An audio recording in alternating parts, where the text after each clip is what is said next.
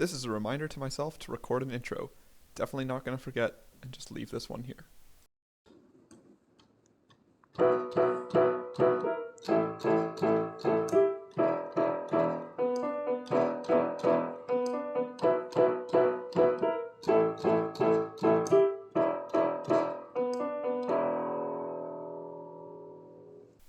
So I do intend on one day recording a real theme song for this podcast, but today is not that day, and the next week will probably also not be that day. We'll see if come Thanksgiving I have a little bit of time. I don't really know if that's a spoiler to say that Thanksgiving's happening in a week, seeing as that's probably going to be talked about on the podcast, so technically it is, but by the way, Halloween is October 31st. Spoilers, my goodness, didn't know it was going to happen on that day this year. How crazy. So we only got about 7 holidays today, so I'm starting to think that the 20 to 30 minute podcast or length idea is a bit unrealistic. It's probably going to be more along lines of like 15 to 20. We'll see. Maybe once I have other guests on, then it will go longer. And of course, if I come up with other things to discuss, then that'll be the case too. But first off, we have Gandhi's birthday, which is one of India's 3 national holidays. He was born in 1869 and passed away back in 1948. He was an advocate for many things such as women's rights and the abolishing of racial discrimination. There's a quote from him here that says, "Live as if you were to die tomorrow, learn as if you were to live forever." In 1893, he went to South Africa to practice law. He fought for the civil rights of Indians. He was the leader of India's non-violent movement against British rule and also helmed the civil disobedience movement. If he was still alive, he would be 152 this year. So, he's kind of old. As ways to observe Gandhi's birthday, the site says to read books by Gandhi, read books on Gandhi, or watch movies and documentaries on Gandhi. So, if you have the time, picking up a good book to read. But again, today is the only day you can do it. So, if you're not a fast reader like me, you won't be able to get through it. You'll just have to wait till next year to finish that book. Also, with absolutely no link between this and the last one, it's also International Day of Non-Violence. Wow, I wonder why that could be celebrated today on Gandhi's birthday. So some of the things that it suggests to do today are to find or organize an event about peace and non-violence, which I think would be hard to organize it. Actually, well, no, it's not late in the day because it's 5 in the morning, so you have all day to plan an event. So, if you're listening to this right when it comes out, you'll be fine. We then have National Custodian Day, celebrated in the US. Its purpose being to bring awareness to a job that most people don't often think about or really take too seriously, I guess, because kind of like everything's clean. But I guess take it for granted. That's what I want to say. Custodians are our first line of defense of the war on germs, and often it's a thankless task. So on National Custodian Day, show your appreciation to the custodians who clean the office buildings or schools that you frequent. As far as we're concerned, custodians are the hardest working people in show business. And depending on what kind of film you're making, yeah, that's definitely true. We're just going to leave that joke at that. You can fill in the gaps if you figure it out. Nice. This also brings a memory back to my mind of, I think we did this kind of at days at the end of school years. I also remember doing this at summer camps and things, where it's kind of like near the end, there's a day where all the kids go out and clean everything. And I always kind of felt weird about that, not because I was getting forced to do something, more so that I was getting forced to do something that other people are paid to do. Like they're like, oh, it's a nice little thing to do for the janitors because now you're helping them clean. But like they're getting paid to do that. This is just child labor. And also, if we clean up all their mess, then they might not have work for the day because we've done everything. So then we're taking their jobs away from them. So ultimately, schools should stop doing that. That's my hot take on that.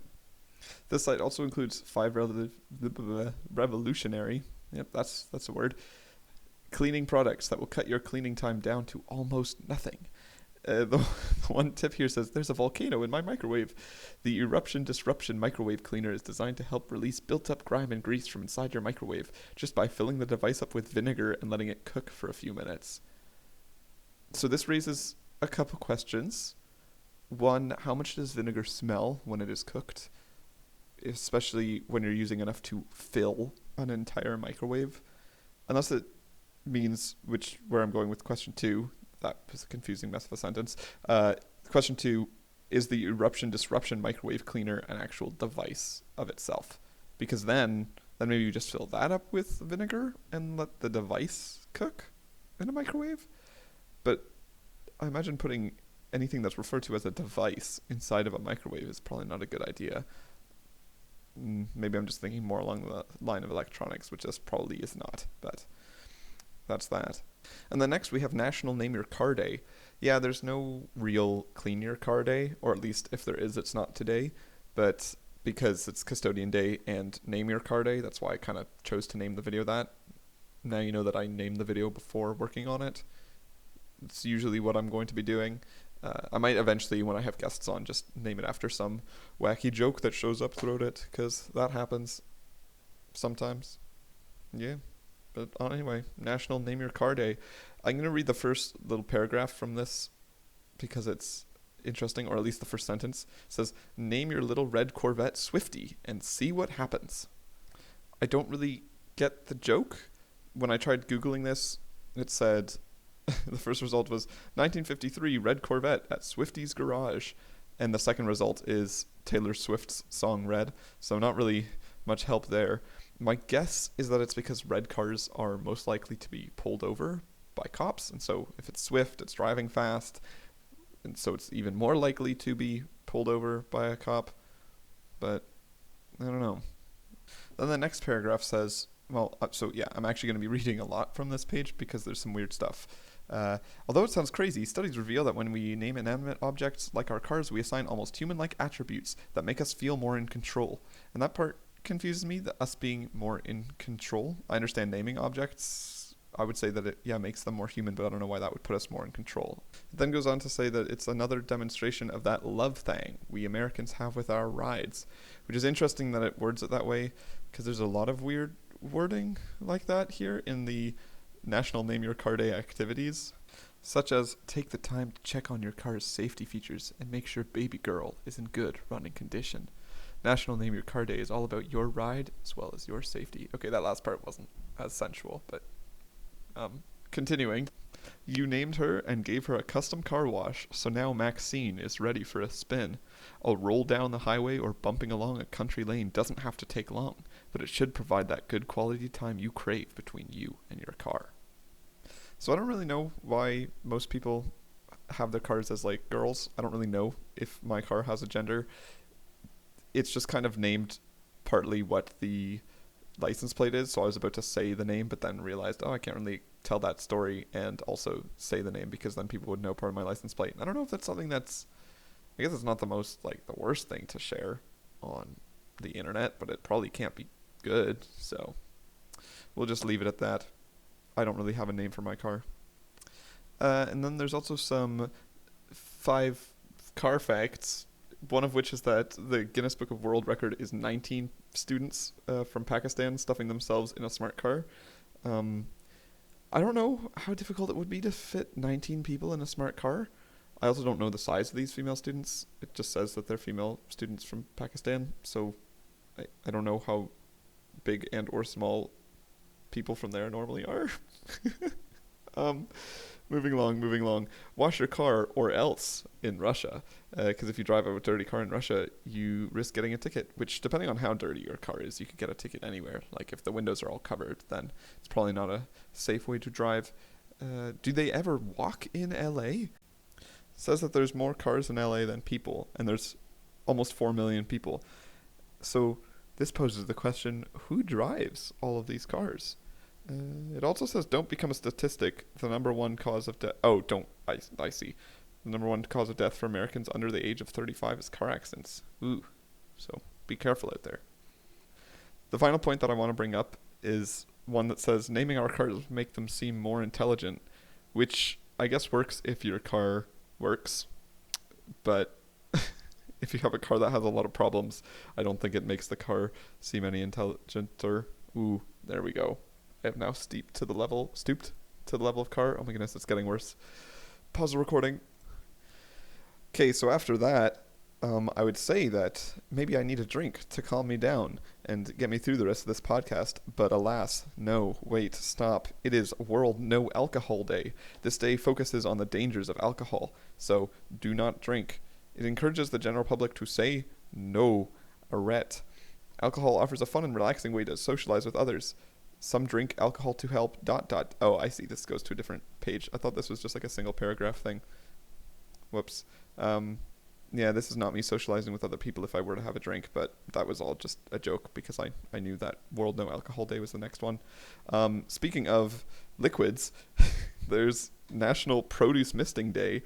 So if you've ever been to a No Frills or a Walmart or other places that sell produce, which are available, then you may have seen that they have little like sprinklers above all the produce to mist them every now and again. I surprisingly did not witness this until I worked at Walmart for maybe 2 weeks I worked there. It's a fun story I could get into at some point. They were not very impressed with me for leaving right away. But anyway, I'm also kind of surprised that no one ever seems to get misted by this, because I feel like anybody reaching over to grab like a bell pepper or something would just get sprayed and completely soaked by the mist. I know it's only mist, but still, if your arm's all the way in there, then your whole arm's going to get wet. And if you're leaning over to grab something in the back, all the freshest produce, then yeah. So, I don't know. Seems like a bit of a weird thing. I also don't know why it needs to be misted, if that actually helps keep it more fresh, or if it then just looks fresh. But that is for someone with more knowledge to know. Then, last but not least, we have National Play Outside Day. Apparently every single Saturday, or every first Saturday of every month, is National Play Outside Day as a way to remind people to put down their devices and go outside. The good thing about a podcast is that it's just in your ears, especially if you have AirPods or any other earbud. I don't know why I said that. I guess it's the most common used. I don't know. That's not what I got. I don't know. Then you can just leave your phone inside and go outside and still be listening to me or other podcasts. So there, yeah, go outside, have fun. So next up is Celeb Birthdays. Woo! I think this is kind of my favorite part of the podcast, just because it just gets weird so fast. Like sometimes of the national holidays that I bring up, there's like one or two really bizarre ones in any given day. But like, I don't know, these Celeb Birthdays, like, there really need to be more famous people that I know of. Of course, Gandhi is here. He's surprisingly number 4, though. I feel like everyone knows who Gandhi is. But number 1, we got Jacob Sartorius. Ooh, yeah. He's turning 18, which surprised me because I thought he was a bit older than that, but I guess not. I guess he's above Gandhi because although he's never said anything inspirational and thought-provoking, he sings pop songs, which Gandhi famously did other things than sing pop songs. Rose, no, that's not Ruby Rose with a Y, who played Batgirl in the show with the same name back in its first season, but Ruby with an I, who is a rapper. She wrote such songs as Big Mouth, He in His Feelings, and Hit Yo Dance. I'm saving this pause because the next person is Stinky Rat TikTok, who's turning 19. Ooh, yeah. I don't really know what more to say. His name is Stinky Rat. That's what we're getting. It is weird, though, that the tick in TikTok in his name has a C and not a K. So maybe Stinky Rat TikTok already got taken. So I want to know who the original Stinky Rat is. Maybe we'll find out his birthday on another day. And then it's also Chris Kindle's 33rd birthday. If you don't recognize that name, he's the dude named Chris in Tom Ska's videos. Tom Ska is the guy who makes ASDF movies amongst a lot of other videos, which in my opinion are way funnier but get way less views because ASDF is just so popular. But yeah, this is his buddy Chris. That's all I know about Chris. And then finally we have random stuff that I find on Wikipedia. We're not even at the 15-minute mark, so maybe I should talk slower or just give more information. I'll figure out how I want to do all that. But yeah, back in 1263 on October 2nd, the Battle of Largs occurred. It was fought between the Norwegians and the Scots, and it was a divisive, albeit small, battle between the kingdoms of Norway and Scotland on the Firth of Clyde. The Firth of Clyde. Is that like what they called the 2nd of October? Oh yes, what day is it, Jonathan? Oh, it's the Firth of Clyde. Oh, thank you. No, it's the location, I guess, near Largs. So I don't know why they called it the Battle of Largs and not the Battle of Firth of Clyde, but especially because it happened on that favorite day, Firth of Clyde. But yeah, that's that. The tactical decision at Largs thus led to a sweeping strategic victory that ended in Scotland purchasing the Hebrides Islands and the Isle of Man. I skipped a bunch, so I don't actually know who was victorious. I'm guessing it was Scotland, seeing as it says that they purchased stuff, unless it means that the Norwegians won the land, causing the Scottish to have to buy it all back. But we're not going to spend any more time on this, so I guess we'll just never know. Then in 1958, Guinea declared its independence from France. No more information on that. It sounds pretty straightforward.